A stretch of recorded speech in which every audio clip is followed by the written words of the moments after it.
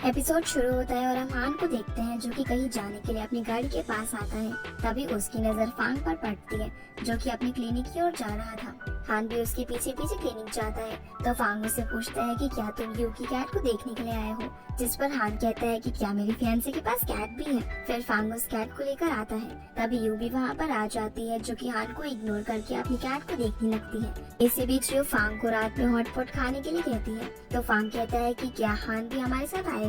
अब इससे पहले कि हान कुछ बोल पाता यू कह देती है कि नहीं, उसे हॉटपॉट पसंद नहीं है। फिर वो फांग के साथ वहाँ से चली जाती है और हान वहीं पर खड़ा रह जाता है। अगले सीन में हम इन दोनों को एक रेस्टोरेंट में देखते हैं जहाँ ये दोनों हॉटपॉट खा रहे थे और हान इन दोनों को साइड से चिपकर देख रहा था। तभी रेस्टोरेंट का ओनर अनाउंसमेंट कर देता है कि आज हमारे रेस्टोरेंट की 3rd एनिवर्सरी है, इसीलिए जो कोई भी अपने साथ बैठे पर्सन को हक करेगा या फिर जो कपल्स एक दूसरे को किस करेंगे तो उन्हें 50% डिस्काउंट मिलेगा। ये सुनते ही हान शॉक हो जाता है क्योंकि यू के पास तो फांग बैठा हुआ था और इससे पहले कि फांग यू को हक करने के लिए उसके पास आता, हान बिना टाइम वेस्ट करे उसके सामने आ जाता है, जिस कारण से इन दोनों की आपस में टक्कर हो जाती है। अब हान को यहाँ पर देखकर यू हैरान हो जाती है। फिर वो उसे भी अपने साथ हॉटपॉट ज्वाइन करने के लिए कहती है, जिसके अगले दिन हान बाओ के साथ एक होटल में किसी से मीटिंग करने के लिए आता है और इसी होटल में यू की मदर भी आई हुई थी जो कि इन दोनों को देख लेती है। हान बाओ को बाहर ही बैठाकर अंदर मीटिंग करने के लिए जाता है, जिसके जाने के बाद यू की मदर बाओ के पास आती है और उसके साथ बातें करने लग जाती है।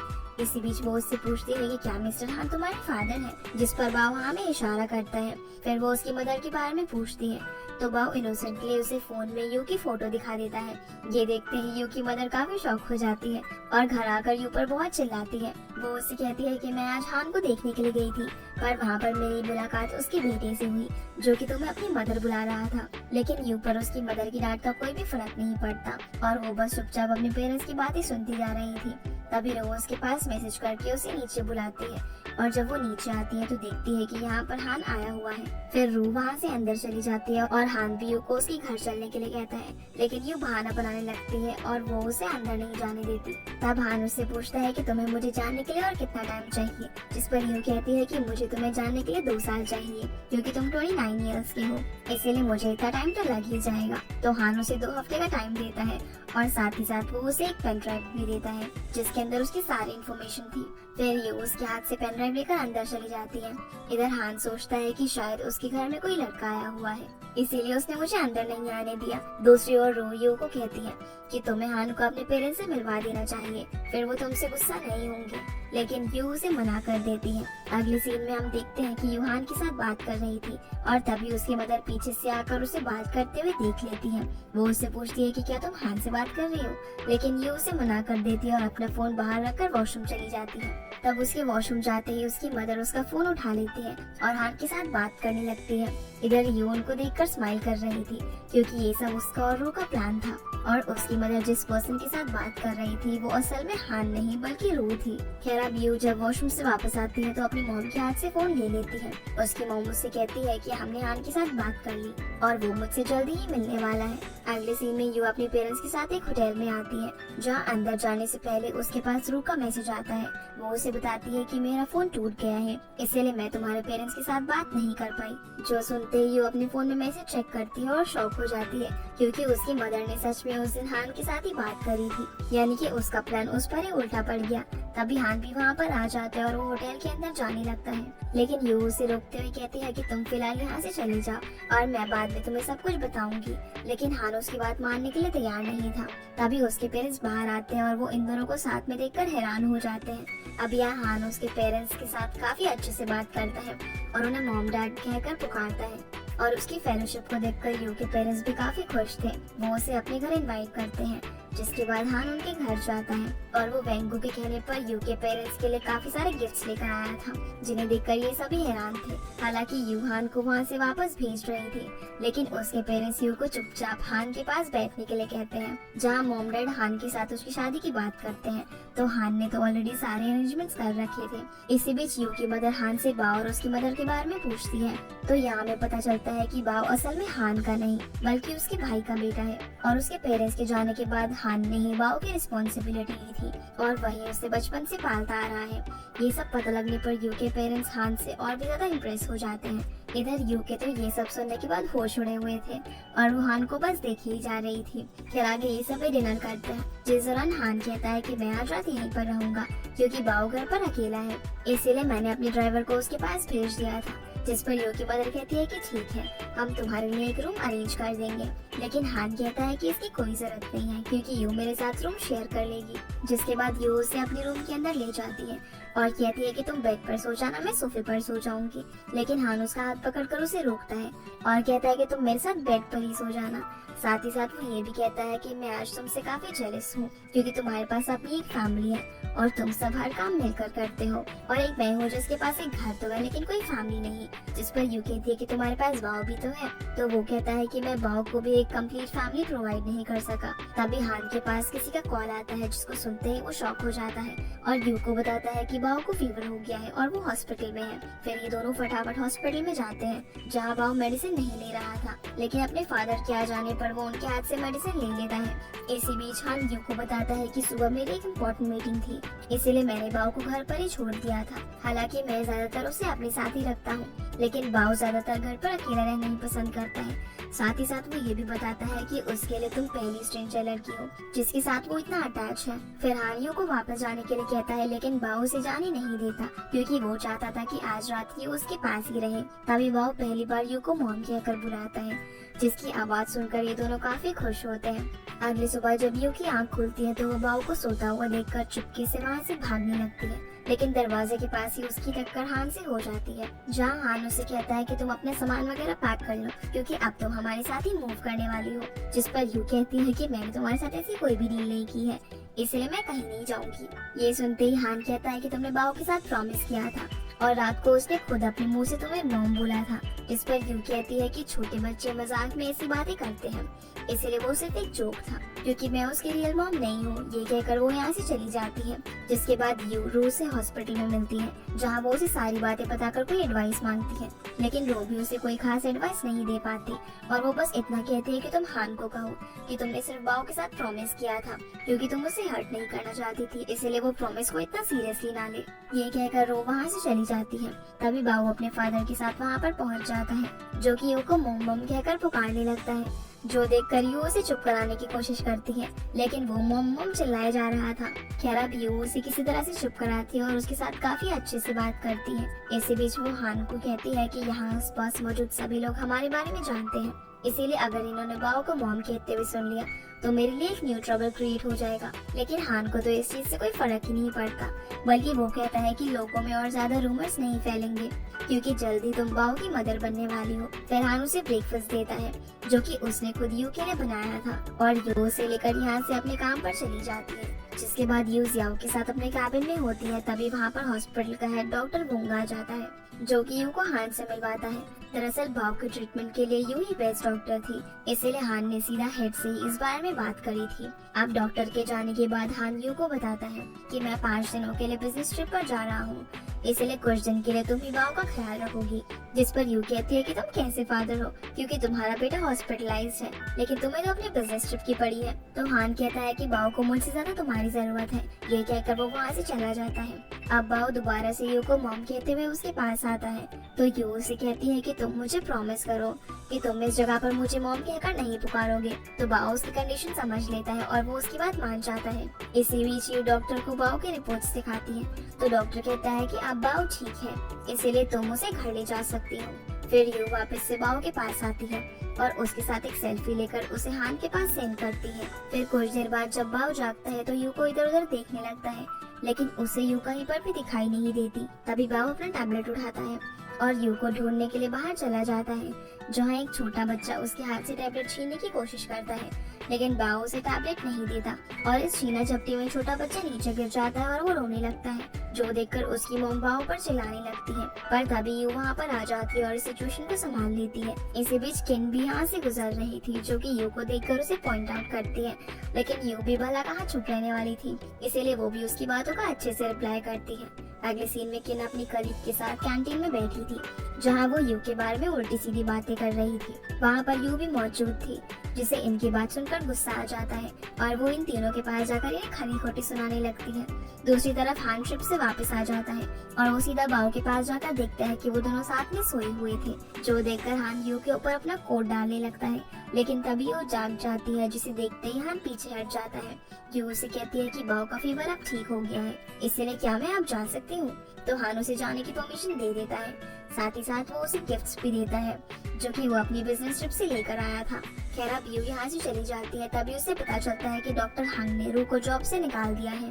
दरअसल रू ने आज किन के साथ काफी बुरा बिहेव किया था, इसलिए डायरेक्टर ने उसे जॉब से निकाल दिया। ये बात पता चलते ही यू फटाफट से रू के पास जाती है और सॉरी बोलते हुए कहती है कि ये सब मेरी वजह से हुआ, जिस पर रू कहती है कि नहीं, इसमें तुम्हारी कोई भी गलती नहीं है और वैसे भी मुझे ये जॉब पसंद नहीं थी। अगले सीन में रू और यू फांग के साथ ड्रिंक कर रहे थे और जब रू वॉशरूम जाती है तो यू फांग को कहती है कि मैं बिल्कुल यूजलेस हूँ, क्योंकि मैं हर किसी के लिए ट्रबल क्रिएट करती हूँ और आज मेरी वजह से रू की जॉब भी चली गई। लेकिन फांग उसे समझाता है और उसे खुद को ब्लेम करने से मना करता है। अगले दिन यू रू के लिए काफी सारी जॉब्स ढूंढ कर लाती है और उसे इंटरव्यू देने के लिए कहती है, जिसके बाद ये दोनों एक रेस्टोरेंट में होते हैं, जहाँ रू यू को बताती है कि मेरे दिए हुए सारे इंटरव्यूज फेल हो गए, जो सुनकर यू को काफी बुरा लगता है और वो रू को कंसोल करते हुए कहती है कि तुम्हें जॉब जरूर मिल जाएगी। तभी रू के पास फेंसिंग ग्रुप से जॉब का ऑफर आता है, जो देखकर वो काफी ज्यादा खुश होती है और वो खुशी के मारे जोर जोर से चिल्लाने लगती है। जिसके बाद रू इंटरव्यू देने के लिए जाती है तो उसे वेंशिंग ग्रुप में असिस्टेंट की जॉब मिल जाती है, लेकिन असल में ये जॉब उसे हान की वजह से मिली थी। रात में रू ये बात यू को भी बताती है, इसीलिए अगली सुबह यू हान को थैंक्स बोलने के लिए खुद को प्रिपेयर करती है। लेकिन इतने में ही हान पैनिक सिचुएशन में उसके पास आता है और उसे बताता है कि बाओ कहीं पर गायब हो गया है। जिसके बाद हम इन दोनों को गाड़ी में देखते हैं, जो कि बाओ को ढूंढ रहे थे। इसी बीच यू हान को पूछती है कि क्या बाओ पहले भी घर से भागा था, तो हान कहता है कि जब उसे पता चला था कि मैं उसका रियल फादर नहीं हूँ, तब वो एक बार घर से भाग गया था। फिर वो कहते हैं कि मुझे पता है कि बाओ कहाँ पर गया होगा और वो हान को अपने घर लेकर आती है, जहाँ बाओ उसके घर के बाहर बैठा हुआ था। यू उसे देखते ही हक कर लेती है और हान उसके ऊपर बहुत चिल्लाता है। खैर आगे ये सभी घर के अंदर जाते हैं और यू इनके लिए खाना बनाने चली जाती है। इधर बाओ अपने फादर को कार्ड्स की हेल्प से सॉरी बोलता है, तो उसका फादर कहता है कि ठीक है, इस बार तो मैं तुम्हें माफ कर रहा हूँ, लेकिन अगली बार ऐसी गलती मत करना। तभी यू हान को हेल्प करने के लिए किचन में बुलाती है, इसलिए वो उसकी हेल्प करने के लिए जाता है। साथ ही साथ वो ये भी कहता है कि तुम्हें अच्छे से खाना बनाना नहीं आता, लेकिन तुम खुद को मास्टर समझती हो। जो सुनते ही यू को गुस्सा आ जाता है और वो हान को उसके साथ कॉन्टेस्ट करने के लिए कहती है, तो हान भी उसकी चैलेंज को एक्सेप्ट कर लेता है। फिर ये दोनों अलग अलग टाइप के डिशेस बनाते हैं और आखिर में बाओ इन दोनों के डिशेस को जज करने वाला था। यहाँ हान काफी कॉन्फिडेंट था, क्योंकि उसे लग रहा था कि शायद बाओ को उसकी डिश ही पसंद आएगी, लेकिन बाओ को यू की बनाई हुई डिश ज्यादा पसंद आती है और वो उसे पॉइंट्स देता है। जिसके बाद हान बाओ को यहाँ से ले जाने लगता है, तो यू भी साथ चलने के लिए कहती है और वो गाड़ी में बैठ जाती है, जहाँ हान उसके साथ अपनी डायमंड रिंग को लेकर बात करता है और कहता है कि मुझे पता है कि तुमने वो रिंग कहीं पर गुम कर दी है। जो सुनते ही यू के होश उड़ जाते हैं और वो हान को कहती है कि मैं तुमसे प्रॉमिस करती हूँ कि मैं तुम्हारी रिंग के पैसे वापस कर दूंगी। जिस पर हान कहता है कि तुमने तो बाओ की मदर बनने के लिए भी प्रॉमिस किया था। फिर वो उसे गाड़ी से बाहर निकाल और उसे एक एग्रीमेंट पर साइन करने के लिए कहता है, जिसके अकॉर्डिंग यू उसकी वाइफ होगी और वो उससे रिंग के पैसे नहीं लेगा। अब पहले तो यू साइन करने से मना कर देती है, क्योंकि उसे लगता है कि एग्रीमेंट के बाद हान उसे वाइफ की तरह ट्रीट करेगा, लेकिन वो कहता है कि तुम चिंता मत करो, मैं तुम्हारे साथ कुछ ऐसा वैसा नहीं करूँगा और वैसे भी मुझे तुम में कोई इंटरेस्ट नहीं है। ये सुनते ही वो काफी गुस्सा हो जाती है और आखिर में वो एग्रीमेंट पर साइन कर देती है। अब साइन होने के बाद हान उसे बताता है कि अब मैं तुम्हें अपनी एम्प्लॉय की तरह ट्रीट करूंगा और अगर तुमने कोई भी गलती की तो तुम्हें 20 मिलियन युआन की पेनल्टी भी पड़ेगी। ये सुनकर ये शॉक हो जाती है और हान के जाने के बाद वो कॉन्ट्रैक्ट चेक करती है, जिसके अंदर सच में ये बात लिखी हुई थी। खैर आगे यू इस बारे में रू को बताती है और इस बारे में बात करते करते दोनों अपना पास्ट याद करने लगते हैं। फिर ये दोनों काफी इंजॉय करते हैं और अपनी इस मोमेंट की वीडियो भी बना लेते हैं। अगले दिन हम वेंशी ग्रुप को देखते हैं, जहाँ पर चेयरमैन वैन एक मीटिंग कर रहे थे। तभी वेंगू भी वहाँ पर आ जाता है, जिसे लेट आने पर चेयरमैन की डांट पड़ती है और यहाँ हमें पता चलता है कि चेयरमैन वान वेंगू के फादर है। इसी बीच रू भी वहाँ पर पहुँचती है और चेयरमैन के पास वाली चेयर पर बैठ जाती है। रू को यहाँ पर देखकर वेंगू के तो होश ही उड़ जाते हैं, क्योंकि ये दोनों ऑलरेडी क्लब में मिल चुके थे, जहाँ इन्होंने साथ में ड्रिंक भी की थी और बहुत कुछ किया था। फिर वैन सबको बताता है कि इस लड़की का नाम रू है और ये आज से मेरी सेक्रेटरी है। जिसके बाद वेंगू रू के साथ बात करने की कोशिश करता है, लेकिन रू उसे इग्नोर करके वहाँ से चली जाती है। दूसरी तरफ यू डॉक्टर हान को बताती है कि मैंने हान के साथ मैरिज एग्रीमेंट पर साइन कर लिया है इसीलिए मैं 1 साल तक हॉस्पिटल नहीं आ पाऊंगी। जो सुनकर डॉक्टर हान काफी डिसपॉइंट हो जाते हैं, लेकिन उन्हें इस बात की खुशी थी कि अब इस वजह से बाओ पहले की तरह नॉर्मल हो जाएगा। अगले सीन में फांग यू के घर जाता है, जिसने हर जगह पर सामान फैलाया हुआ था। जो देखकर वो उससे पूछता है कि तुमने घर का क्या हाल बना रखा है, तो यू उसे एग्रीमेंट के बारे में बताती है और कहती है कि मैं 1 साल के लिए यहाँ से जा रही हूँ। साथ ही साथ वो फांग को एग्रीमेंट भी दिखाती है, जिसे देखकर उसे पता चल जाता है कि यू एक रिंग के लिए ये सब कर रही है। वो उसे बोलता है कि तुमने इस सब के बारे में मुझे क्यों नहीं बताया और हम मिलकर कोई सोल्यूशन निकाल लेते। तो यू कहती है कि तुम चिंता मत करो, मैं सिर्फ 1 साल के लिए ही जा रही हूँ। अब फांग घर आकर अपनी और यू की फोटोज देखता है और कहता है कि मैं एक बार फिर से लेट हो गया, यानी कि असल में फांग यू को लाइक करता था। वहीं हम वेंगो को देखते हैं, जो कि रू के साथ चिपका हुआ था और उसे याद दिला रहा था कि उसने उस दिन क्लब में उसके साथ क्या किया था। लेकिन रू पर उसकी बातों का कोई भी फर्क नहीं पड़ता और वो उसके ऊपर कॉफी गिराकर चली जाती है। अगले सीन में यू, जिया और रू तीनों यू के घर पर होते हैं। तभी यू के घर हान का सेक्रेटरी आता है, जो कि इस घर का कॉन्ट्रैक्ट लेकर आया था। दरअसल हान ने यू के घर को उसके रियल ओनर से खरीद लिया था, इसीलिए उसे कॉन्ट्रैक्ट पर यू से साइन चाहिए थे। लेकिन यू साइन करने से मना कर देती है, क्योंकि उसे लगता है कि शायद हान उसे दूसरे किसी ट्रैप में फंसा देगा।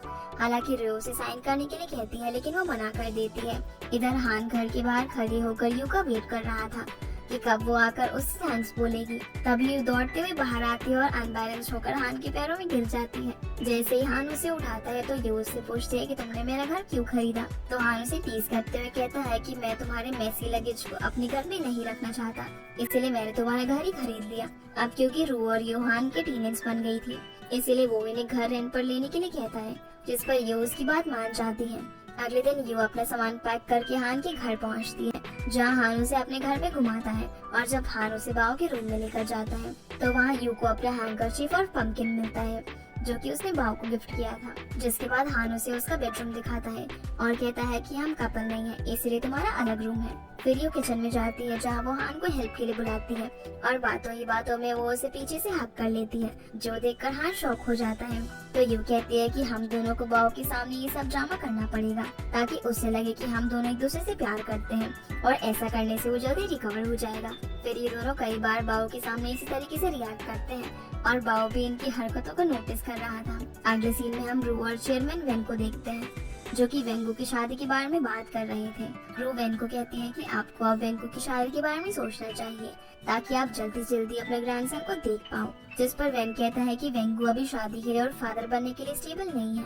तो रू कहती है कि ऐसी बात नहीं है, मैंने उसे नोट किया है और वो बाओ का भी काफी अच्छे से ख्याल रखता है, इसीलिए वो अपने बच्चे का भी अच्छे से ख्याल रख पाएगा। जिसके बाद हम हान को देखते हैं, जो कि यू को वॉशरूम की सफाई को लेकर लेक्चर दे रहा था, क्योंकि हान साफ सफाई के मामले में काफी स्ट्रिक्ट था। इसी बीच यू हान की नजरों से बचकर एक डिश बनाती है और बाओ के साथ किचन में ही छुपकर दोनों खा रहे थे। तभी वहाँ पर हान आ जाता है और पूछता है कि ये स्मेल कहाँ से आ रही है, लेकिन यू उसे बहाना बनाकर वहाँ से भेज देती है और बाओ को कहती है कि तुम चिंता मत करो, मैं रोज तुम्हें ऐसी डिलीशियस चीजें बनाकर खिलाऊंगी, बस तुम मेरे साथ रहना। जिसके बाद यू हान को कई सारी जगह दिखाती है, जहाँ बाओ घूमने के लिए जाना चाहता था, लेकिन हान इनके लिए म्यूजियम सिलेक्ट करता है, जो कि इन दोनों को बिल्कुल भी पसंद नहीं था। जो देखकर यू बाओ को कहती है कि तुम चिंता मत करो, मैं तुम्हें उस जगह पर ले जाऊंगी जहाँ तुम जाना चाहते हो। इधर वेंगो की सारी फीमेल सेक्रेटरीज वापस आ चुकी थी, जिन्हें देखकर वेंगो काफी सरप्राइज था। पर तभी उसे पता चलता है कि इन सारी सेक्रेटरीज को रू ने ही अपॉइंट किया था। जो देखकर वेंगो रू से अकेले में मिलता है और उसे थैंक्स बोलते हुए कहता है कि तुमने ये सब कैसे किया। तो रू उसे बताती है कि चेयरमैन ने मुझे ऐसा करने के लिए कहा था, क्योंकि वो जल्द से जल्द अपने ग्रैंडसन को देखना चाहते हैं, इसलिए जब तुम्हें कोई भी सेक्रेटरी पसंद आ जाएगी तो वो तुम्हारी शादी उससे करवा देंगे। जो सुनकर वेंगो शॉक हो जाता है। तभी उसके पास काफी सारे मैसेजेस आते हैं और वो स्माइल करते हुए वहाँ से चली जाती है। वहीं हम यू और बाओ को देखते हैं, जो कि हान से छुपकर एक पार्क में घूमने आए थे, पर यहाँ पर काफी जोर से बारिश होने लगती है, जिस कारण से दोनों अच्छे से भीग चुके थे। इसी बीच हान वहाँ पर अम्ब्रेला लेकर पहुँच जाता है, क्योंकि उसे पता चल चुका था कि ये दोनों यहाँ पर है। फिर घर आकर ये दोनों छींकने लगते हैं और हान इन दोनों को घूर रहा था। तभी वो यू को उस डिश का रैप दिखाता है, जो कि आज उन दोनों ने हान से छुपकर बनाई थी, और इन्हें पनिशमेंट देने के लिए हान इनके सारे स्नैक्स ले लेता है और फ्यूचर में इन्हें रूल तोड़ने के लिए वार्न करता है। अगले दिन यू बाओ को अपनी यूनिवर्सिटी दिखाने के लिए ले जाती है, जहाँ वो उसे प्लेग्राउंड में भी लेकर जाती है ताकि वो दूसरे बच्चों के साथ खेल सके, लेकिन बाओ किसी के साथ नहीं खेलता। इसी बीच फांग वहाँ पर आ जाता है और यू बाओ को एक लड़की के साथ रिंग में बैठाकर फांग को बाओ के बारे में बताती है। साथ ही साथ वो ये भी कहती है कि मैं बाओ के लिए एक ऐसा स्कूल ढूंढ रही हूँ जो उसके लिए सुटेबल रहे। जो सुनते ही फांग उसे अपने स्कूल के बारे में बताता है और इन दोनों को स्कूल दिखाने के लिए लेकर जाता है। अब यू को तो उसका स्कूल काफी पसंद आ गया था।